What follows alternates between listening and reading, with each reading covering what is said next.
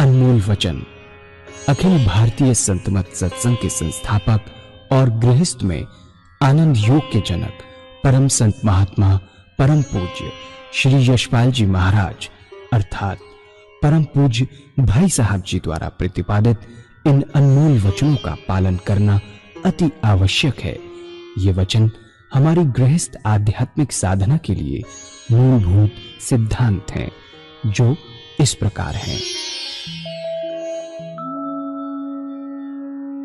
हम दुनिया की हर चीज की कीमत आंकते हैं, अपने मानव जीवन की कीमत भी जाने व परमात्मा की प्राप्ति हेतु साधना करें। मनुष्य योनि एक उपहार है, इसीलिए परमात्मा को धन्यवाद देते हुए आधा घंटा प्रातःकाल, आधा घंटा सायंकाल पूजा अवश्य करें। सत्संग, सतनाम व सद्गुरु को प्राथमिकता देते हुए इसी के आधार पर ध्यान योगाभ्यास अवश्य करें व गृहस्थ के कार्यों को परमात्मा का कार्य समझकर उसी की याद में संपन्न करें। हर समय ये ध्यान रहे कि गुरु कृपा द्वारा परमात्मा की पवित्र सत्ता का हमारी आत्मा में वास है, अतः मन में निरंतर अपने इष्ट देव का जाप करें। मान सम्मान की इच्छा ना करें व अपमान से दुखी ना हो। परमात्मा के अतिरिक्त किसी और का भय ना करें।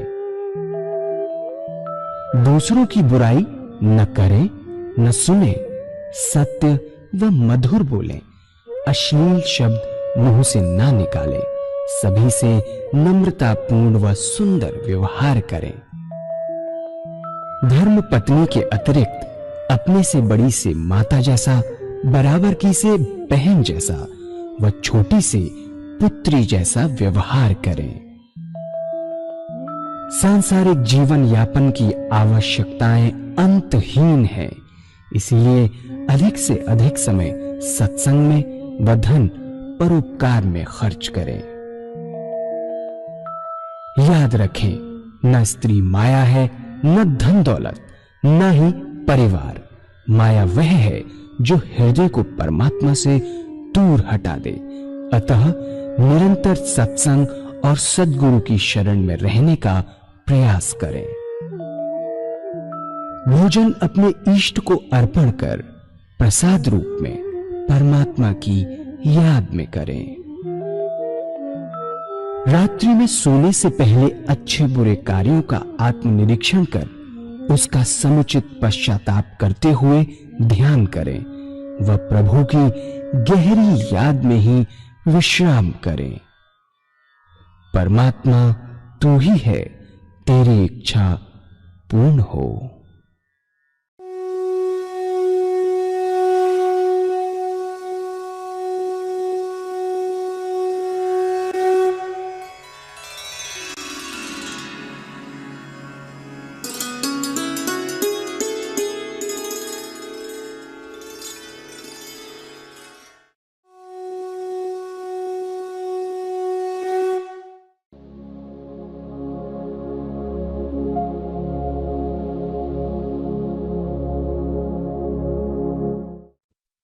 जैसे मन विचार शून्य खाली हुआ तो ऐसे ऐसे काम होते हैं आईटी इंजीनियर्स के, जो जिंदगी में कभी ना सोचे होंगे, कितने आसानी से वो काम पूरे हो जाते हो। क्यों? नए विचार आते, विचार नए, पुराने विचार निकले तो नए विचार आए, और अगर वही जम के रह गए तो मन खराब हो जाता है, काम नहीं होता। तो ये है। और उसके बाद ऐसी समस्याएं हल होती हैं जो सारी जिंदगी ना हुई हो, ऐसी ऊंची शक्ति प्राप्त होती है, और उसके बाद सच्चे मनुष्य के भाव पैदा होते हैं, अपना सच्चा ज्ञान प्राप्त होने लगता है। धीरे धीरे हम जान जाते हैं कि हम कौन है। पहले अपने आप को जानिए, आप क्या हैं। और जब हमें अपना ये अनुभव हुआ कि हम क्या हैं, तो हमें अपना वास्तविक स्वरूप नजर आता है कि हम कोई गैर नहीं है, सब हम ही हैं। जितने ऊंचे संत हुए उनका अंतिम निष्कर्ष यही रहा महात्मा तुलसीदास जी ने कहा, जड़ चेतन जब जीव जगत सकल राम में जा। सूरदास जी को हर प्राणी में, पशु में, लता में, वृक्षों में भगवान कृष्ण नजर आते थे। ईसा ने कहा, अपने पड़ोसी को भी उतना ही प्यार करें जितनी आप अपनी आत्मा को प्यार करते हो। लेकिन कब होगा? जब तक नहीं हो सकता, जब तक ये अनुभव ना हो कि हम सब हम ही हैं। ये अनुभव के लिए पूजा करना बहुत जरूरी है। समाज में चलने के लिए पूजा करना बहुत जरूरी है। हमारे महर्षियों ने पूजा का बड़ा प्रैक्टिकल तरीका बताया कि मन को एक तरफ लगा दीजिए। मन का काम है सोचना विचारना। जब मन को एक तरफ लगा दिया तो विचार शून्यता पैदा हो गई। अगर ऐसे ही विचार शून्य करना चाहेंगे तो नहीं होगा। बहुत लोग शून्य का ध्यान करने की कोशिश करते हैं, नहीं होता, अति कठिन है। शून्य का ध्यान नहीं होता। यदि मन विचार शून्य से होगा तो उसका सीधा संबंध आपकी आत्मा से हो जाएगा। सुंदर सुंदर भाव पैदा होंगे।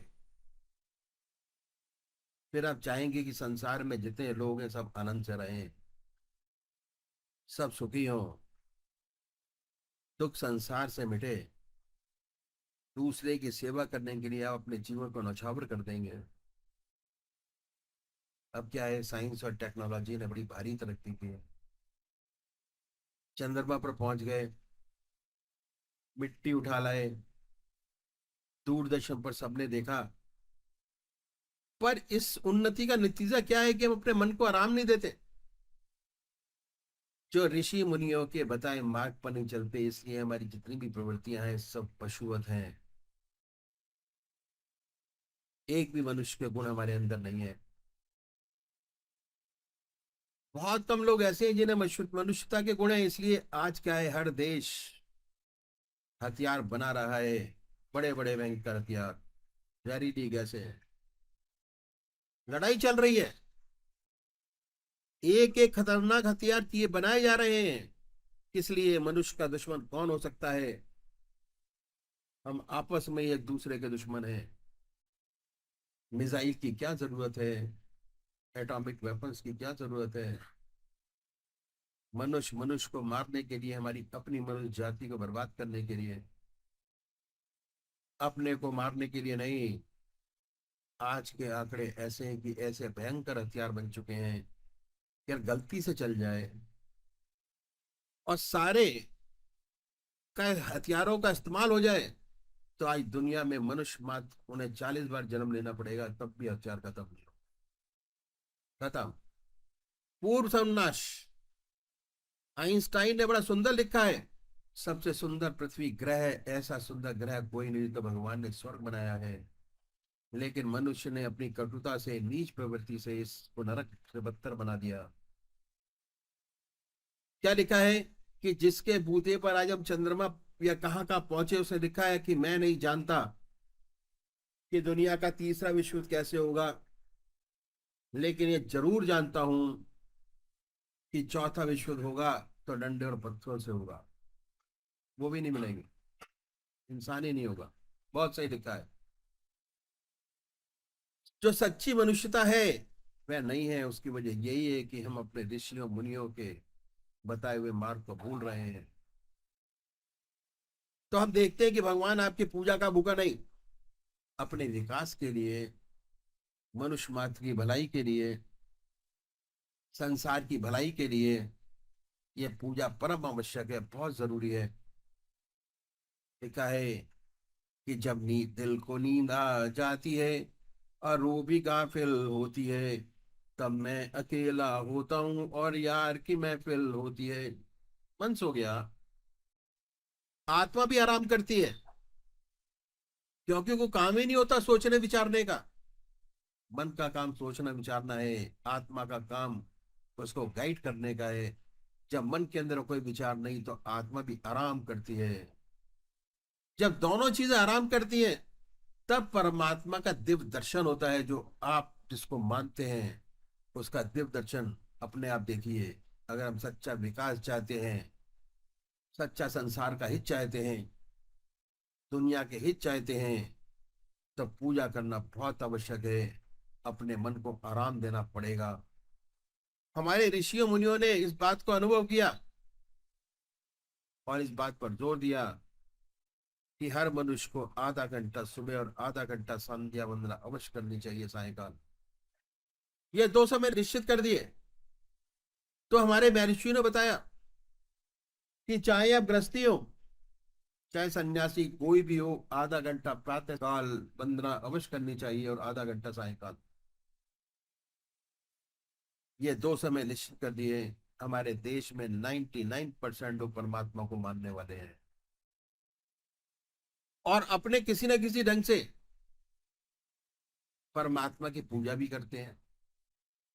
यदि हम पूछें कि इसका कोई आपको इंटरनल आंतरिक लाभ हुआ,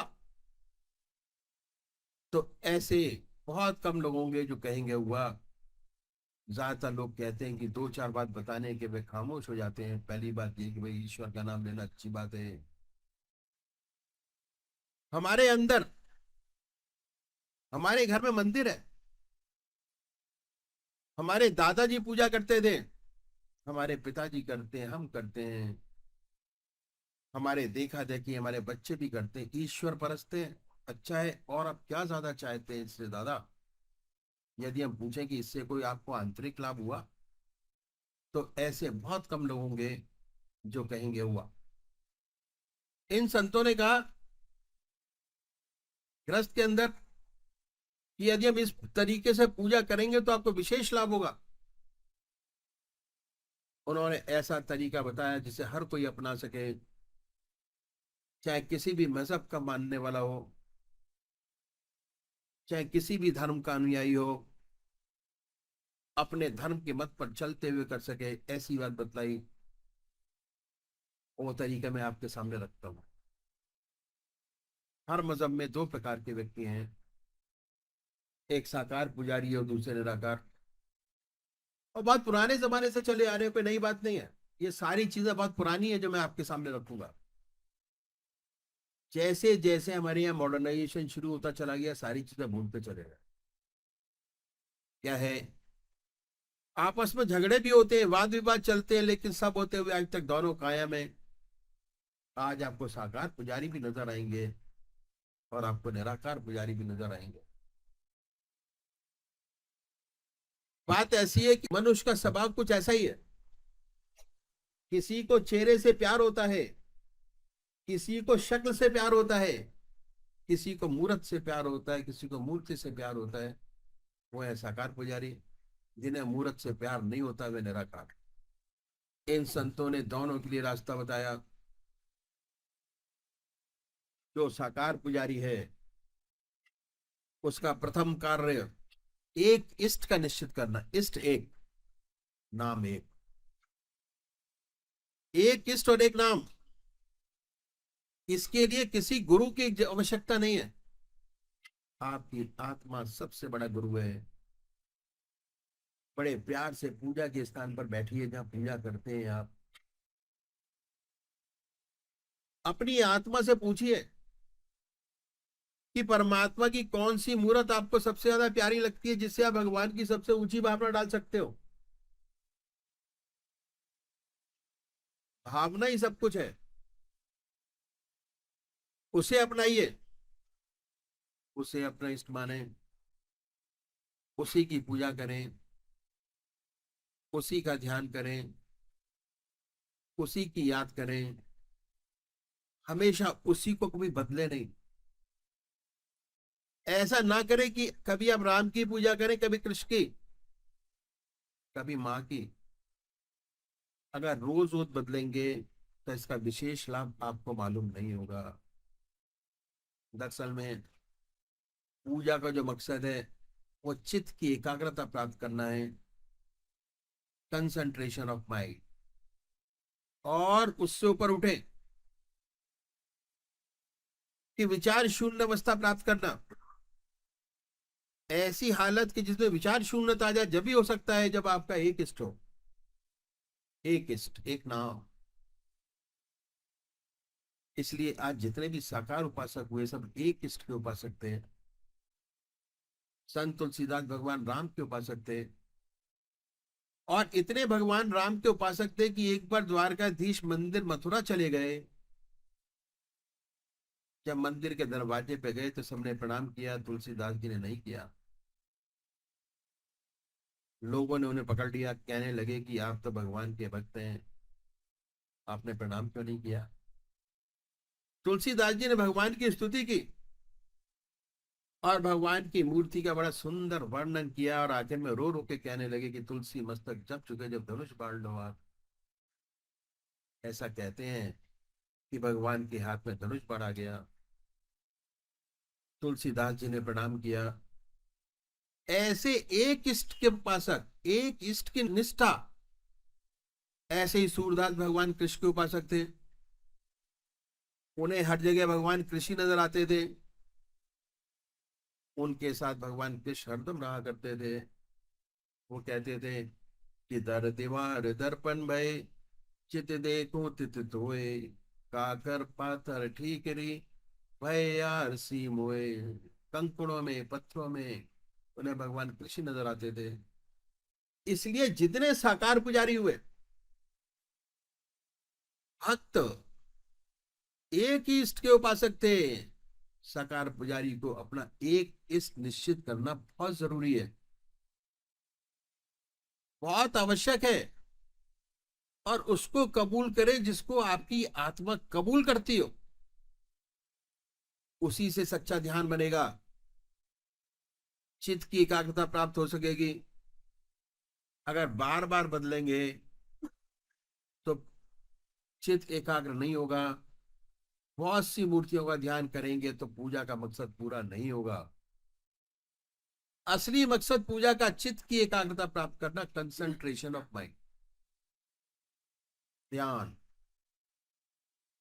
अगर आपने पतंजलि योग सूत्र पढ़ा हो तो उसमें 3 चीज मेन है, ध्यान, धारणा और समाधि। 3 चीजें। ध्यान अपनी जिंदगी में डालना बहुत जरूरी है। उसी से सच्ची शांति, सच्चा आनंद और सच्ची चेतनता प्राप्त होती है, और इतना शरीर हल्का रहता है, यह अनुभव का विषय है। और बहुत सी मूर्तियों का ध्यान करेंगे तो ध्यान नहीं बनेगा। पूजा के लिए कुशा या कंबल का आसन हो, धूप दीप जलाएं, साफ सुथरी चादर बिछी हो सफाई के साथ, रात्रि के बस बदल कर बैठे हैं। यदि स्नान नहीं कर सकते तो कोई बात नहीं, मुंह हाथ धोकर बैठे सुखासन से। फिर अपने इष्ट को सामने देखें कि आपका इस शय शरीर आपके सामने विद्यमान है, शरीर के साथ। अब मूर्त में नहीं है, फोटो में नहीं, शरीर के साथ। ऐसा विचार कीजिए बाय थॉट, ख्याल से। उसके बाद कोई भक्ति भरा भजन गाइए तो क्या होगा, जितने आपके वैरमुखी विचारों की दुनिया से मन हटकर अपने इष्ट की तरफ लगेगा, अच्छा लगेगा।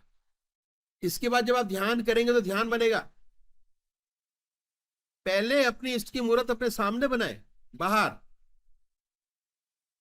और जब वो स्पष्ट हो जाए आपके सामने मूर्त, तो उस मूर्त को अपने हृदय में उतारिए, बैठाइए बड़े प्यार से, इतने प्यार से कि ना कोई दूसरा विचार रह जाना।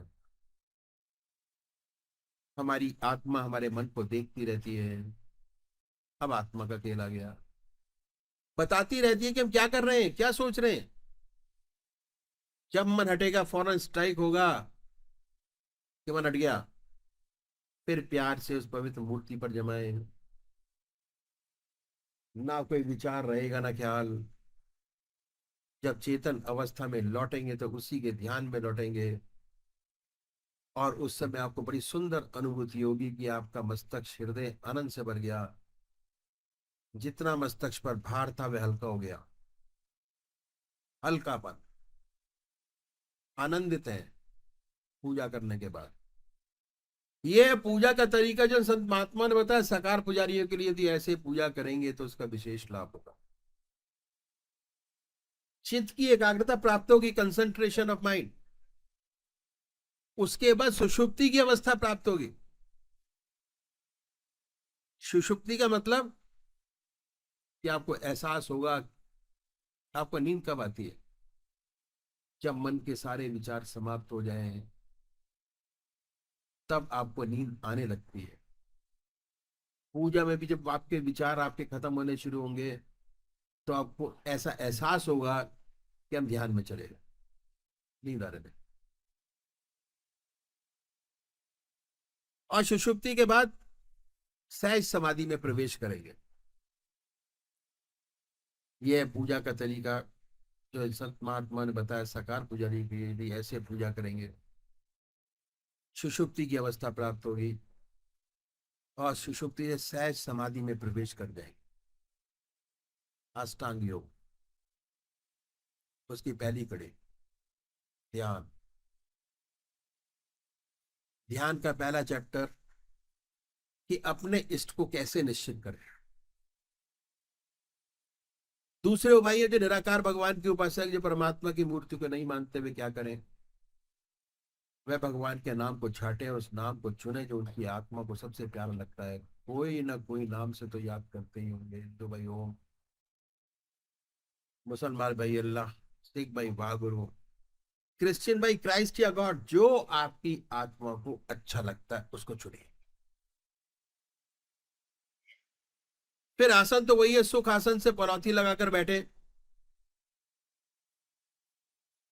हृदय की तरफ निगाह करें, आनंदमय अवस्था बनाइए, बड़े प्यार से बैठिए, प्रभु से प्रार्थना कीजिए कि प्रभु मैं तेरे चरणों में विश्राम चाहता हूं, मुझे ध्यान भी नीचे। विश्राम के सच्चे मायने ध्यान के हैं।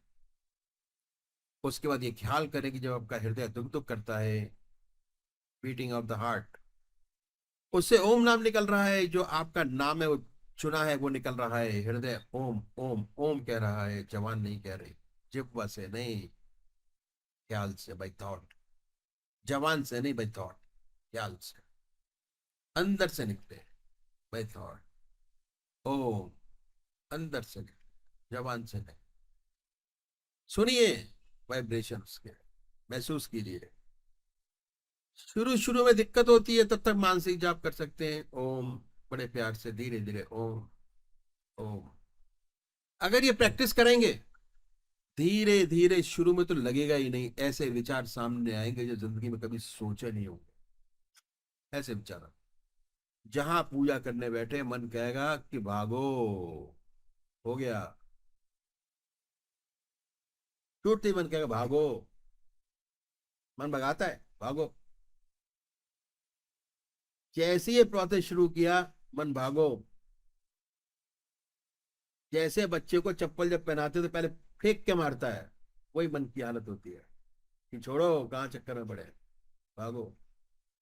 पर धीरे धीरे आदत बनती चली जाती है, अभ्यास।